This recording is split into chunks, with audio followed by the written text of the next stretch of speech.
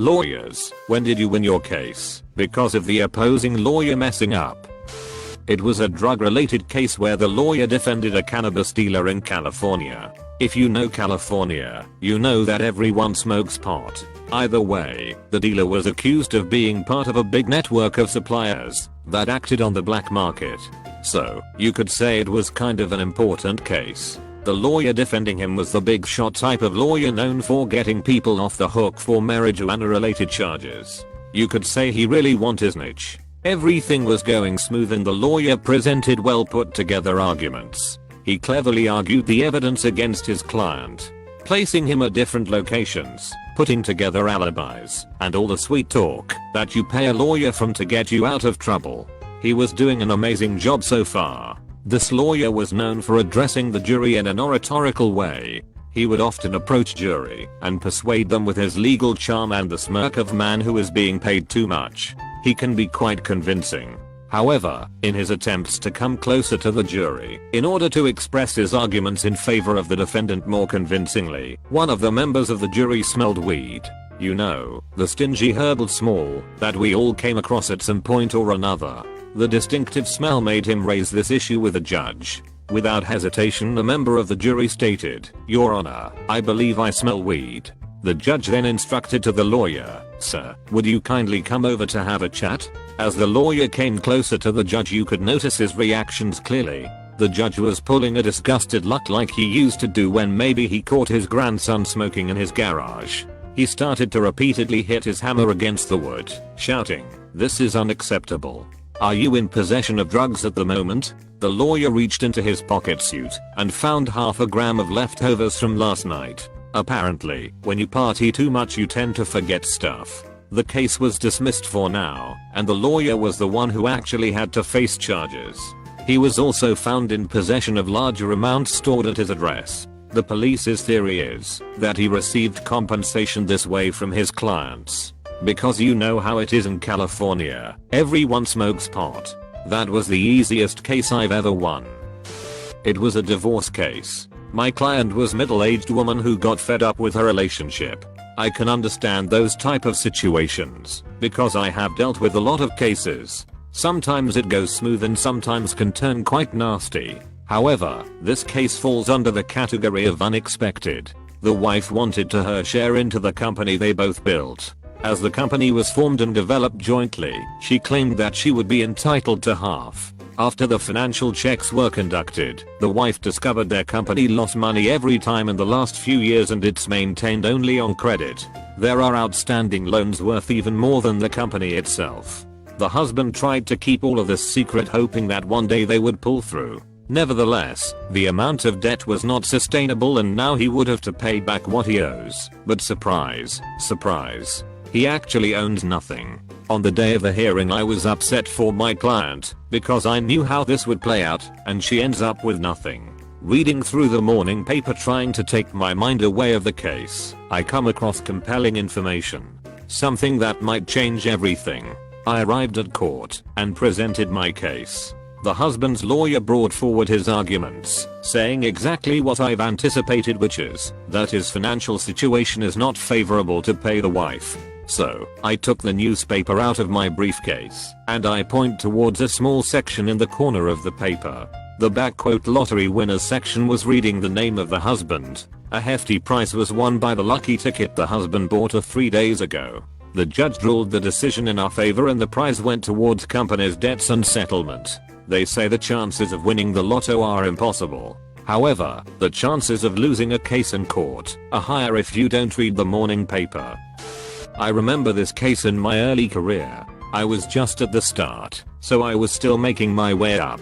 Proving that I can be a good lawyer and handle complex cases was a must. So, I took on more difficult cases trying to make a statement. I came across this DUI case that landed on my desk. The guy was found intoxicated by the police. The driver damaged public property, but good thing no one was around. I knew I was going to have a hard time with this one. On the day of the trial, the prosecutor had a car accident on his way to court. Unfortunately, he lost the samples and evidence the police took from the driver. In absence of all evidence, my client was let go with a fine to pay for the damaged property, which we managed to cut down to half because of his insurance anyway. Sometime later I found out that the night before the hearing, the prosecutor was seen partying and drinking. The police on the scene took a test and found alcohol in his blood at the scene of the accident. Just another example of why people should never drink and drive. Another case closed. It was this case involving an old lady and her lawyer claiming that she is entitled to care payments from the council due to her health condition. She claimed that she can't use her arms to eat, drink or lift anything because her bones felt too weak. The case was argued because every time the lady refused to provide medical proof of her condition, so the social services refused to provide health care payments. The case went forward to a court hearing. The lawyer representing her had years of experience with similar cases. All our legal team had was absence of proof. The hearing went on for a long time. The guy kept appealing to the sensitive side of the jury to sympathize with the lady who needed care. When we confronted him for the lack of medical records, he presents proof of this that we have never seen before. That's when I knew we are about to lose this case. As the hearing dragged on, at some point the lady whispered to her lawyer that she was thirsty and to pass over a glass of water. Without thinking, the lawyer gave the glass of water to the lady, which she took it and continued to drink from it. It lasted only for a brief moment, but I couldn't believe what I was seeing. I draw the attention of the judge to the matter. He quickly noticed and found everything to be rather ironic. The lawyer and the lady realized suddenly the consequence of their error. If you claim something, at least play the part, and if you pay a lawyer, at least make sure he also remembers your story. Once I faced a lawyer who was representing a client that was fired from his job based on claims that he was a drug user. Many of his colleagues complained to the manager about this matter, and that's what led to him losing his job. He sued the company based on the fact that he was fired on lack of any evidence of wrongdoing. The whole matter was getting complicated, so the judge for the conclusive answers of science and requested for a quick drug test. The client seemed hesitant at first, but his lawyer convinced him this would be the best way to go forward and prove everyone he is innocent. The following week the client presented his samples.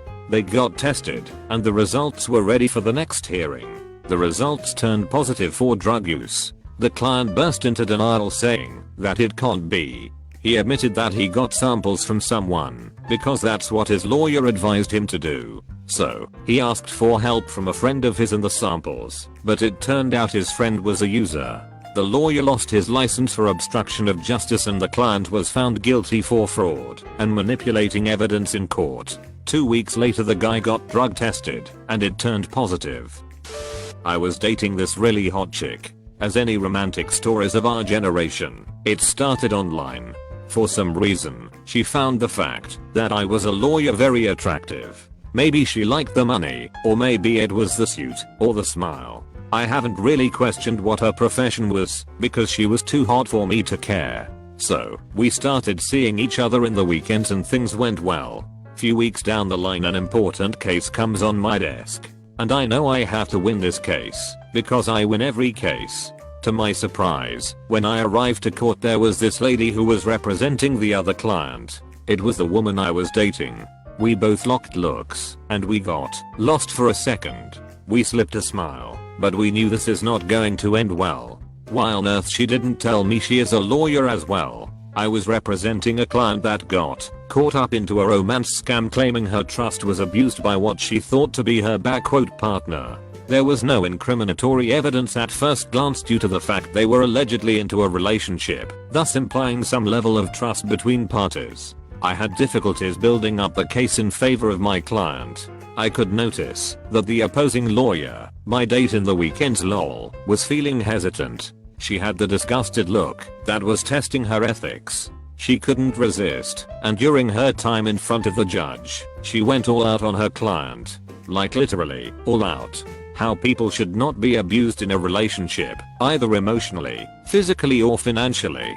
She accused her own client of being guilty, which is bold and not so wise if you want to keep your license. I guess she really wanted to stand by the truth. She couldn't take defending guilty people anymore. Either way, it worked fine for me. I won the case, but I haven't seen her again. It was a fortunate example of what happens if you mix pleasure with business perhaps.